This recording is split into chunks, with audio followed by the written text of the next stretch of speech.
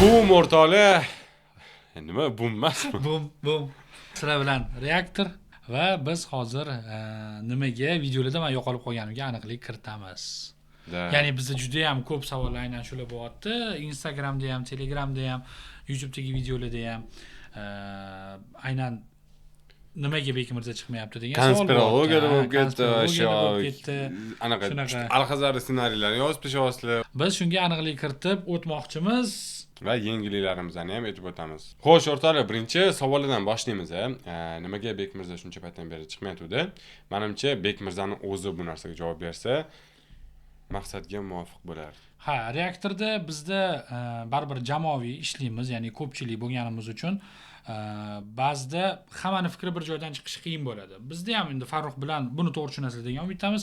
Dunyo qarashlarimiz biroz farq qilishi boshlagani uchun biz shunga kelishdik.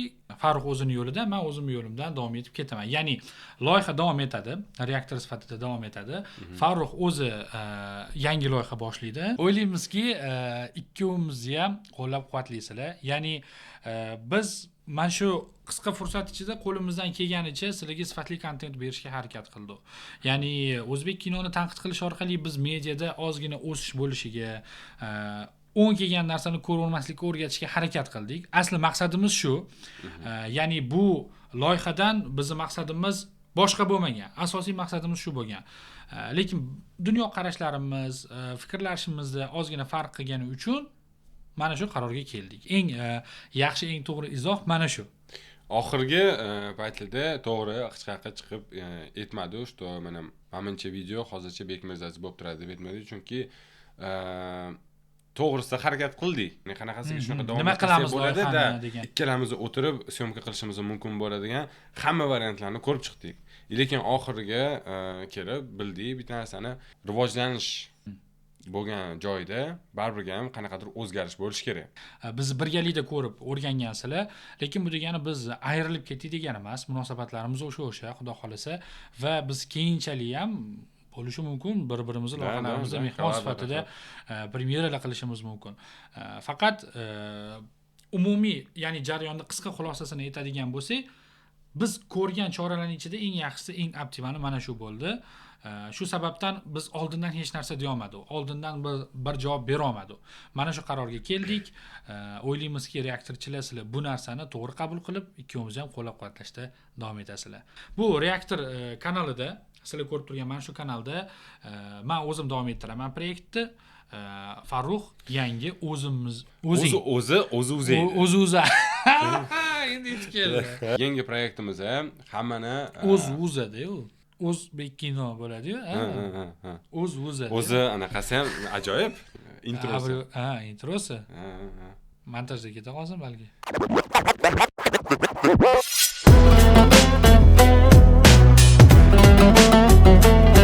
O'rtoqlar, yangi proyektimizga keladigan bo'lsak, xuddi, ya'ni reaksiya janrida bo'ladi, yengili ham bor. U yerda bitta narsani tushunib aytaylik, mana просто biz ham zona komfortidamiz. Ya'ni просто proyektni dalsha olib ketish qiyin narsa emas. Ancha qiyini bu yangi rejalar tuzish, yangi proyektlar, yangilik berish. Yangilash ancha qiyin. Ancha qiyin edi. Misol uchun Bekmirzaning o'zining ideyalari bor. Misol uchun meni vaqtim bilan to'g'ri kelmayotgan yoki meni ideyalarim bor, lekin Bekki vaziyatiga to'g'ri kelmaydigan ideyalar bo'lishi mumkin. O'shalarga zo'r yechim, bitta zo'r hammaga yoqqan proyekt bor, lekin unaqa proyektdan endi ikkita. Yaxshi tomoni, ya'ni tangani yaxshi tomonini ko'raylik. Endi bu proyekt ikkita. Eng yaxshi variant shu tuyuldi. Agar mana shunday qilsangiz, ham kabob ham kuymaydi degan variant bo'lgani uchun, bilasangiz, ham kabob ham kuymaydi. Ustoz shogird qora. Mana shu joyda ham kabob, misol uchun kabob kuymay pishadi-yu, siq kuysa, siqdan sidirayotganingda baribir ichi qoladi. Qorayadi-da, kuyasi yopishadi. Ikkovi kuymasligi kerak, zo'r pishishi kerak. Shunda endi o'ta tushunarli, kim siq, kim kabob. Vot. Shuning uchun ikkalamizga qo'ymasligimiz uchun alohida ikkita mangalda qovurilamiz. Farruhni nargi mangalga kuzatib qo'yamiz, olqishlar va qarsaklar bilan.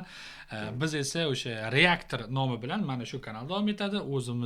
O'zimiz nomi bilan Farruh keyingi o'zi davom etadi. O'rtoqlar, o'tda nafaqat yumor, Undan tashqari biza aktyorlarni chaqirdik, rejissyorlarni chaqirdik. Wow. Ular bilan polностью, ya'ni nimaga o'zbek kino bunaqa holatga kelib qolgani вообще o'z saviyasi narsani уже boshqa tarafdan aktyorlar tariqasidan ham kuzatib birgalikda shuni eshitamiz. Serialda o'zida ishtirok etgan yoki novellada ishtirok etgan aktyorlarni o'zini chaqirib, ular bilan ham sonlarimiz bor. Ular yaqinda chiqadi. Ozgina rasmiyatchiligi keladigan bo'lsa, YouTube proyekt полностью Bekmirzada, Telegram bilan Instagram o'zimiz kanalida qolyapti. Shuning uchun o'rtoqlar bizani Telegramda kuzatishni davom etinglar. U yerda barcha eski sonlarimizni ko'rsanglar bo'ladi. Xuddi shunaqa kelishganimizdagi har oy u yerda 5 ta ko'rsatuv обязательно chiqadi. Va undan tashqari biz Instagramda ham faoliyatimizni ancha kuchaytirmoqchimiz. Reaktorda поддержка haqiqatan bor. U narsada samleniya yo'q. Kattakon rahmat. Shu paytgacha поддержка qilib, bundan keyin ham поддержка qiladiganlarga alohida rahmat va o'sha yangi proyektimizni ham qo'llab-quvvatlasanglar, xursand bo'lamiz. Reaktor taqdiriga keladigan bo'lsak, reaktorda paka ya'ni hozircha faqat YouTube'ning o'zida bepul tarzda davom etib turamiz. Xudo xolasa agar qachondir sizlarni qo'llab-quvvatlashinglarga qarab, buni ham monetizatsiya qilishni o'ylab ko'ramiz. Rahmat hammaga. Sizlarni biz yaxshi ko'ramiz. Bizning qarorlarimizni to'g'ri tushunasizlar, hurmat qilasizlar va qo'llab-quvvatlaysizlar degan umiddamiz. Endi menimcha Farruh Segan boshqa kanalni kuzatib qo'ysak bo'ladi, to'g'rimi? Yes.